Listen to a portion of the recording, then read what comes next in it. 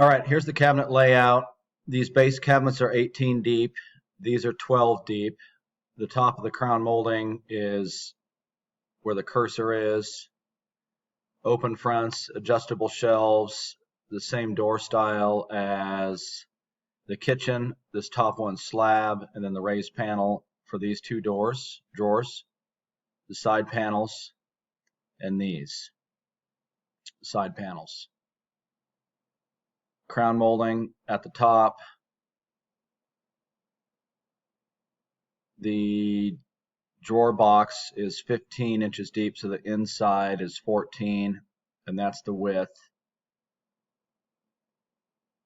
Stone top, so we'd set these base cabinets, the stone top would go on, and then these upper cabinets would be installed.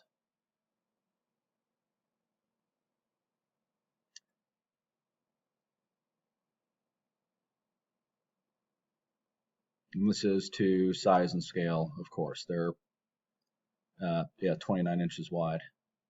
This one's about 2.5 inches off this corner, and we have 4.5 from the side of the cabinet to the window on either side. Okay, thanks.